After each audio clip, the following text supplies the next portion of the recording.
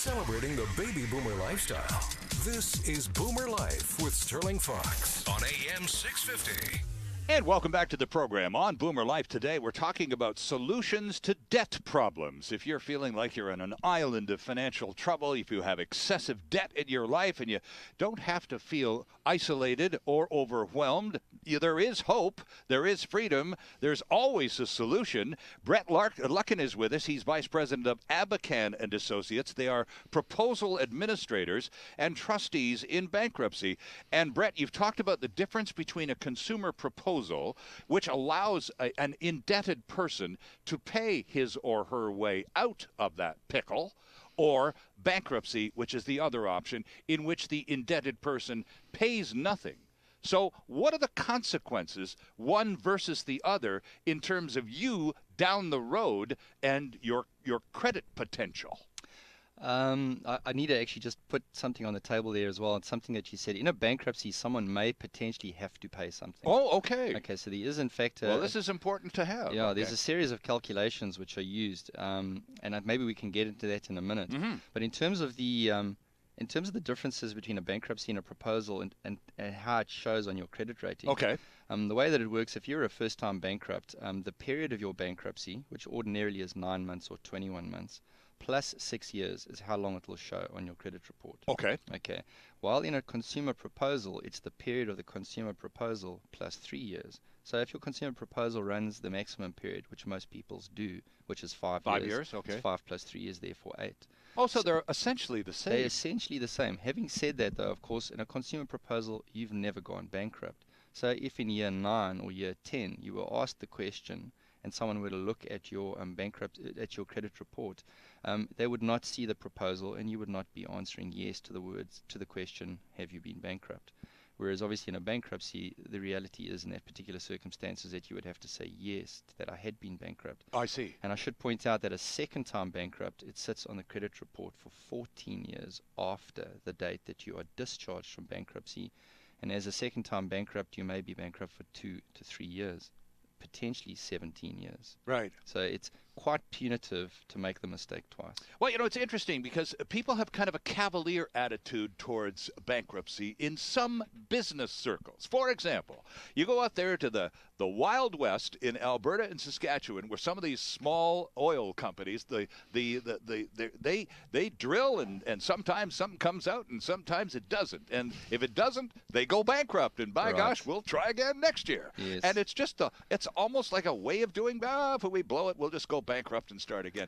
It's really casual almost, and it's not supposed to be treated that way. Well, what I should say is that it's bankruptcy, particularly at a personal level, doesn't have the same stigma associated with it that it used to, let's say 30 or 40 years ago. Oh, okay. I'll never forget, there was this older gentleman who phoned me who had been bankrupt when he was about 30 years old, and now 40 years had passed and he was in his 70s.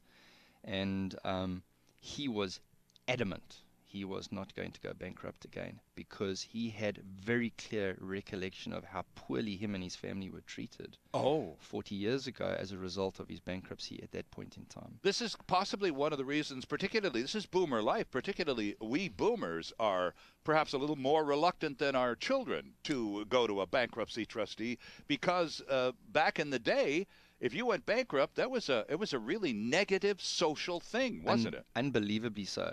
Whereas these days, really, I mean, not that in any way I want to play down. Of course not. Because again, there's what we were referring to earlier, the shame and the fear Yes. associated with the process. The fact of the matter is you do need to see it that in some circumstances, you're unable to repay your debt, and doing nothing is not a viable solution. Right. Doing nothing will result in garnishment of bank accounts, wages, judgments, potentially seizure of your assets, your house. These are things that you don't want to entertain. And sticking your head in the sand for 2 years, 3, 4 years until eventually the axe comes down from somewhere is completely the wrong way to deal with the issue. And yet people do that, and don't yet they? Many people will do that, and they will come to our front door when already there are judgments on their homes, when their assets already been seized, their houses have been foreclosed on. And when you count backwards and you say, if just 6 months or a year ago you had come to see me, things could have been different. Right. Well, people start feeling that way, though. So let's straighten it out. I'm going to ask you about the how this applies nationally and how different provinces deal with things. But just on that level of the bankruptcy and just the whole matter of well, the shame and the fact that it doesn't vary a whole lot from person to person. If you're in debt, you're in debt, and you've got to resolve it. Yeah. There's no getting around it. In the Bankruptcy Insolvency Act is a federal act, so largely there is very little difference with how it's applied across the nation. Right. Having said that, though, when we figure out if in a bankruptcy there are certain assets which the bankruptcy trustee would have the right to seize, there are what are known as provincial exemptions. And so without going into too in-depth an explanation, the bottom line is that if you were to go bankrupt, all your assets vest in the trustee. So theoretically, your trustee has the right to seize those assets and make some kind of money out of them and sell them and then distribute that to your creditors. To the creditors, right. The truth is, though, that there's a whole bunch of exemptions which apply. An example is you're allowed to keep up to $4,000 worth of household furnishings. Okay. Practically speaking, very few people have realizable value in excess of $4,000 of household furniture. So the truth is that trustees in bankruptcies do not come and visit your house to count your knives and forks. Right.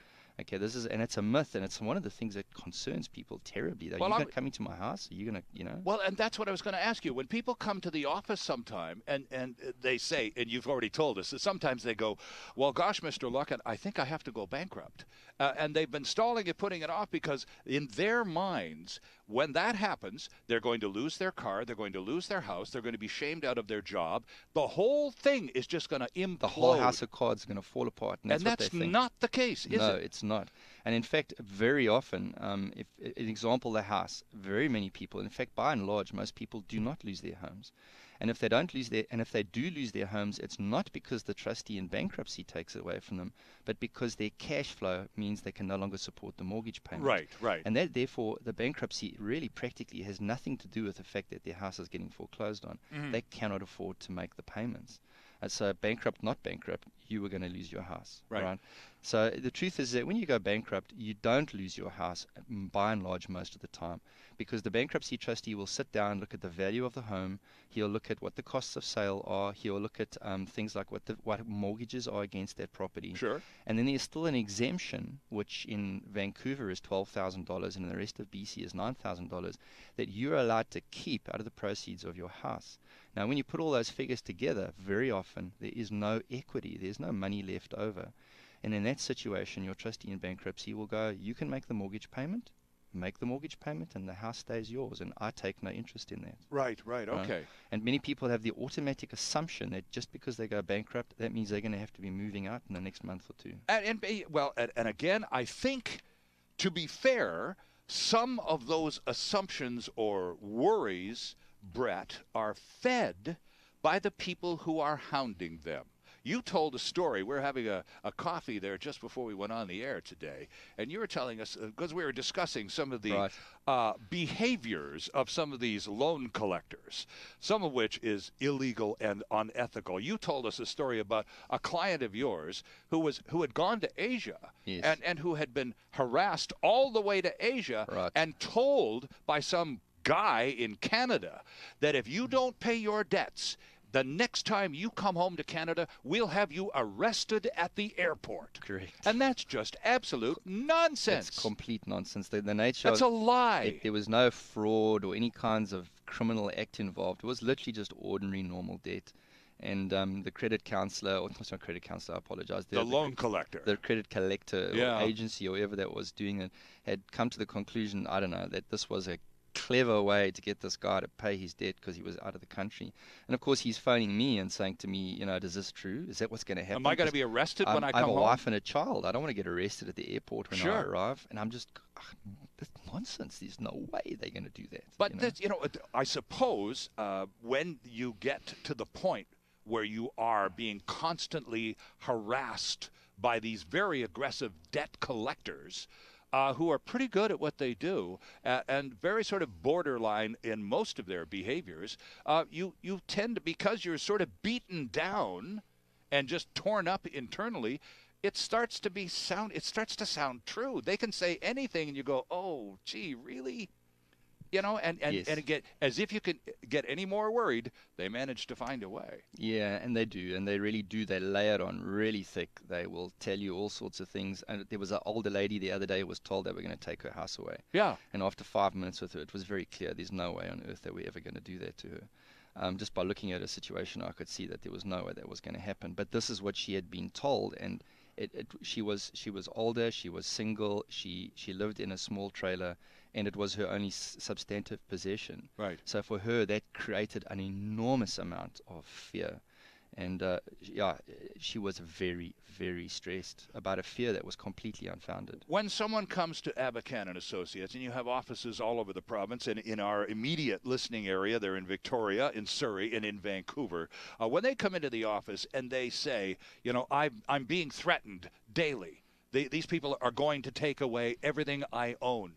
When they come to you, and you begin the formal process of resolving their debts, Brett, whether it's through a consumer proposal or a bankruptcy, at what point does the wolf at the door get shut up? Almost, practically speaking, actually almost immediately. Those calls will evaporate inside a week to 2 weeks once notice has been given to those creditors. The credit collection agencies will stop calling. They understand that there's now a formal process in place. The communication is then starts to happen directly with us, the trustees in bankruptcy, or the administrator of the proposal. Right. And people stop phoning the debtor or the bankrupt completely, and suddenly, their phones stop ringing. Right. And so often we get people saying, my life has just changed. It's just as a simple result of that. Right. Simply, again, we talked about this earlier, but the fact that you've talked to people, and as recently as a few days ago, that woman who was literally so stressed she was wringing her hands during an entire half-hour conversation. Yeah, for 45 minutes nonstop. Just being eaten up by all of this. It just rots right away at your insides. It's horrible. It really does, and you can see it so often you see it. And I guess the point of all of this is the fact that there is hope. It is never as bad as those people who are trying to collect for whatever commission they're going to make on what you owe. It's never as awful or as horrible as those aggressive people would have you believe, and they can never do half of what they threaten you with. Yes, and if I in 30 seconds were to summarize the role of the trustee in bankruptcy, is to understand that as officers of the court, it's our job to balance, on the one hand, that there is an individual who requires to get out from under their debt, restart their life, get rehabilitated, get a fresh start. Right. On the other hand, there are creditors who are owed money and are entitled to some sort of resolution on that debt. Definitely. At whatever level. And the trustee in bankruptcy sits between those two stakeholders and attempts to, on the one hand, get money for the creditors, while on the other hand, helping that debtor or bankrupt restart their life. We do not represent either of the two of them. Our job is to resolve that process, and it's federally regulated, so we do it as objectively and as is humanly possible. Right. Yeah. Brett Luckin is Vice President with Abakhan and Associates. He and they are trustees in bankruptcy and proposal administrators. This is Boomer Life.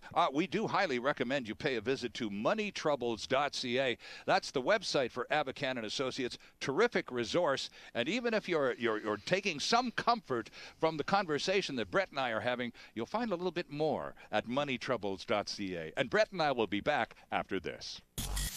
Canada's only weekly radio show dedicated to the baby boomer lifestyle. This is Boomer Life on AM 650.